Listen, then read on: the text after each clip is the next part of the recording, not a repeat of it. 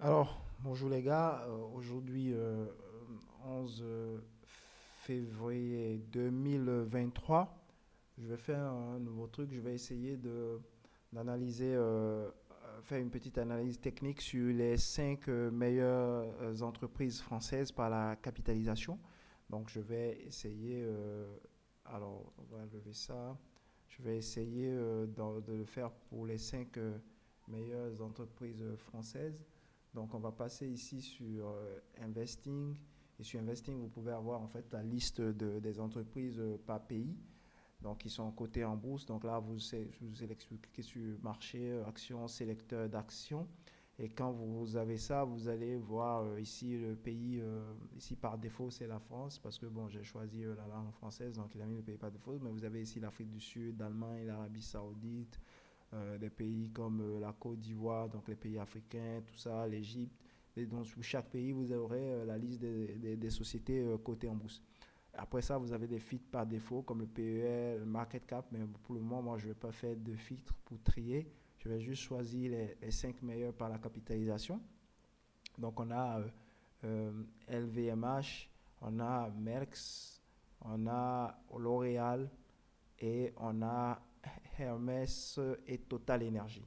Donc on va voir en fait ce que nous on peut voir, on peut en fait, comment vais-je dire, on va analyser ce qu'il en est de ces actions. Alors, cherchons LVMH, LVMH. Donc l'action la plus capitalisée au niveau de la bourse française. Et donc actuellement, ce qu'on a, c'est que suivant nous notre stratégie, donc si on remonte par exemple sur le mensuel, c'est qu'on avait eu notre position, notre dernière entrée a eu lieu euh, ici en 2017. Donc depuis 2017, après cette entrée, on a pris une fois notre risque et actuellement on est en train de faire le trading stock pour le reste du trade. Et donc, pour le moment, cette action est toujours haussière, force est toujours aux acheteurs, mais bien évidemment un truc qui est aussi monté, il faut s'attendre à ce que il puisse, à ce que cette action puisse corriger dans les mois à venir. Donc, pour le moment, en tant qu'il n'y a pas de correction, on continue de lécher et de suivre tranquillement la tendance, mais en étant beaucoup plus prudent, parce que déjà, on a pris une fois notre risque, donc tout ce qui reste, ce ne sont que des bonus. Alors, donc, en mensuel, c'est ce qu'on a, c'est toujours acheteur. On va passer ici en hebdomadaire. Donc, en hebdomadaire, nous avons ceci, nous avons eu à tester en août 2022 la bande supérieure. Donc, ce qui veut dire que les acheteurs reprenaient la force. Et ici, les vendeurs ont tenté de reprendre la main, mais ils ont échoué après ce pullback. Donc, et là, on a eu ce breakout. Donc, après ce breakout, on est en train d'assister à la force du marché. Et donc, pour prendre une fois notre risque, on devrait espérer, pour ceux qui sont sur LVMH, ils devraient normalement estimer atteindre la zone des 885 dollars dans les semaines à venir, ou voire mois à venir, parce que ça va dépendre s'il y a des petites corrections sur le parcours ou pas. Et donc, à ce moment-là, ils auraient déjà récupéré leur risque. Donc, ils auraient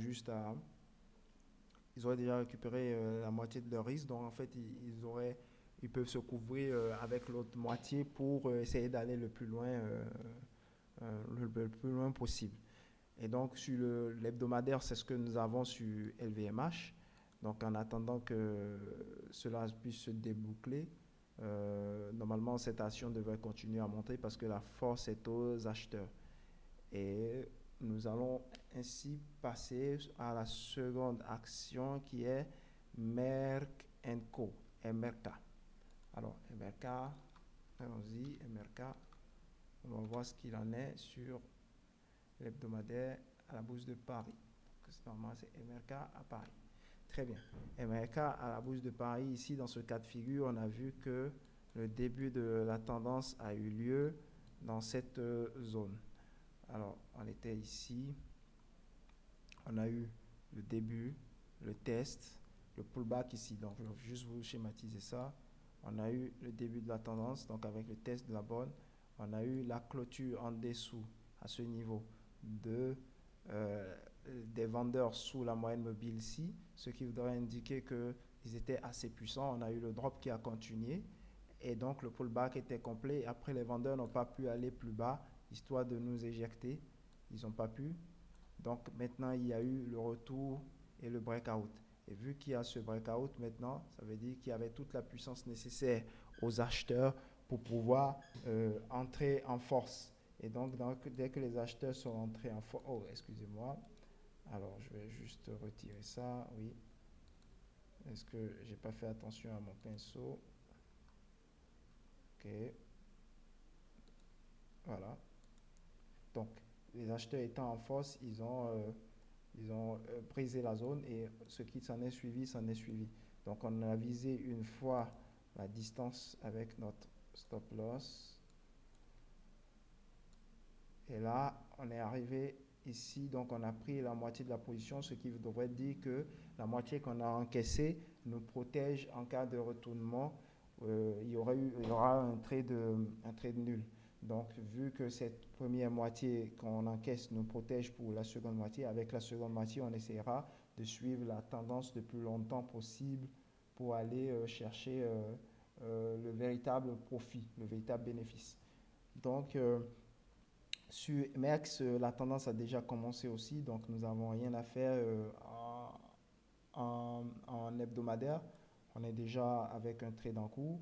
Et en mensuel non plus, on est déjà avec le trade en cours. D'ailleurs, le point d'entrée est sensiblement au même endroit, même si ici le stop loss sera un peu plus en arrière parce qu'il est beaucoup plus, sa bande de Bollinger le plus bas est un peu plus éloignée. Donc, sur le mensuel aussi, la tendance est à l'achat, donc la force est aux acheteurs et ils sont en position de force. Donc, on doit juste, pour ceux qui sont déjà entrés, c'est très bien, vous allez manager le trade, mais pour ceux qui n'y sont pas, vous devez rester à l'écart jusqu'à ce que une situation, une nouvelle configuration de trade se produise avec le scénario du 1, 2, 3 qui va déclencher le breakout. Alors, pour ça, on va passer maintenant à L'Oréal et on va voir ce qu'il en est sur L'Oréal. L'Oréal à Paris. Donc, L'Oréal à Paris. Ici, par contre, ce qu'on vient de voir avec L'Oréal, c'est très, très intéressant parce qu'après le pullback de 2022, on vient d'assister il y a quelques semaines au test de la bande supérieure. Donc, maintenant qu'on a testé la bande supérieure, là, cette semaine-ci du 11 février, on est en train d'assister à la clôture avec cette bougie rouge, la clôture en dessous de la moyenne mobile 5. Donc, ça voudrait dire que les vendeurs essayent réellement de renverser le marché. Donc, on pourrait voir soit une descente encore pendant quelques semaines, ou soit on pourrait assister maintenant à un retour si les acheteurs gagnent le duel. Mais une chose est sûre, c'est que la correction-ci est valide parce qu'on a eu la clôture des prix en dessous de la moyenne mobile de 5 périodes. Ce qui voudrait dire que les vendeurs essayent vraiment de reprendre la main, mais si ça échoue, donc on aura ce breakout et ceci va nous donner notre point d'entrée. Donc contrairement aux deux autres actions de LVMH et de Mex Co, L'Oréal semble nous donner quand même un point d'entrée à venir. Donc tout n'est pas perdu sur cette action. On pourrait attendre voir pour prendre notre position à partir du breakout et espérer atteindre la zone des 477 dollars, 477 euros. Je disais dollars depuis, mais ces actions sont cotées en euros, donc 477 euros, si je ne me trompe pas, bien sûr. Alors, donc c'est ça à ce niveau, et comme vous avez vu dans le passé, voilà ce qui a eu lieu, etc. Donc pour le moment, en hebdomadaire, ce qu'on espère ici, il y a une position qui se prépare pour L'Oréal, contrairement aux deux autres qui qui avaient déjà donné leur point d'entrée. Alors on va passer ici à la quatrième, pardon, ce sera HRMS, Hermès International. Alors HRMS. Donc ici, ce ne sont pas des trucs que j'ai forcément préparés à l'avance, c'est que je tape l'action et je vois ce qu'il en est et puis j'interprète. Donc ici, par exemple, ici aussi le point d'entrée a été déjà donné. Donc si on suit la même configuration, c'est qu'on a eu le plus haut, le plus bas et on a assisté au breakout. Et donc pour ceux qui veulent mieux comprendre ce genre de système de breakout, il faut connaître déjà soit la stratégie du 1, 2, 3 pattern, de connaître soit les systèmes de TAS et ANS, lire par exemple les phases du marché de Stan Weinstein, de voir le système des tortues, de voir le système de William O'Neill. Il y a plein d'autres styles de trading qui se basent sur ce breakout, ou soit même il y a le trader groupie avec plusieurs moyennes mobiles condensées. En tout cas, tous ces systèmes de breakout sont très très efficaces quand il s'agit de trader le marché des actions et le marché des cryptos. Ce sont des systèmes souvent très très efficaces et qui vous, en fait, parce que vous avez besoin de ce breakout pour pouvoir vous positionner, vous êtes souvent obligé de patienter, d'attendre, et ça vous permet généralement d'éviter de vous positionner trop tôt et de souffrir d'une nouvelle baisse du marché. Donc, c'est très intéressant pour vous d'aller chercher sur les techniques de breakout que moi je conseille vivement d'aller chercher sur ce genre de système que de juste entrer n'importe comment. C'est souvent de très très bons systèmes au moment où il y aura la force sur le marché et qu'il y aura une fracture. Vous positionnez, vous allez chercher euh, votre gain et vous sortez. Donc c'est assez efficace quand même sur ce coup-là. Donc là, ici sur MS, comme j'ai dit, MS est déjà, MS est déjà en cours. Donc le trade est déjà en cours ici sur MS. Donc on n'a plus rien à faire en fait. On doit juste observer. Pour ceux qui ne sont pas entrés, ils observent. Pour ceux qui sont dedans, ils attendent d'arriver à 1897 pour pouvoir pouvoir réduire en fait leur risque et essayer de faire le trading stop pour aller le plus loin possible pour aller chercher le véritable bénéfice. Donc sur MS, malheureusement, ceux qui ne sont pas entrés, donc pour le moment, il n'y a que L'Oréal qui nous laisse entrevoir des positions, une position d'entrée sur les quatre premières capitalisations du marché boursier français. Alors, on va voir la dernière qui sera la cinquième. Alors, ici, on sera sur la cinquième. La cinquième, c'est Total Énergie, TTEF. Qu'est-ce qu'on aura avec TTEF? TTEF, Total Énergie, à la Bourse de Paris. Ici aussi, sur Total Énergie, on est en train d'assister au début d'un nouveau bull run. Alors ici, on a le début, on avait forcément ici, je vous remets ça, et je vous dessine ça. Alors, on a eu les marchés qui quittent cette zone, qui vont tester la bande. Donc, toute cette zone a été le test, c'était la première vague en quelque sorte. On a eu le pullback, donc on a le pullback avec la clôture ici qui confirme qu'il y a vraiment tentative de la part des vendeurs de reprendre la main. Et là, maintenant, nous avons eu ici cette cassure. Donc, vu qu'on a cette cassure, normalement, on est déjà positionné. Et vu qu'on est positionné, on met notre stop loss assez large. Donc, on va pas mettre notre stop loss juste en dessous.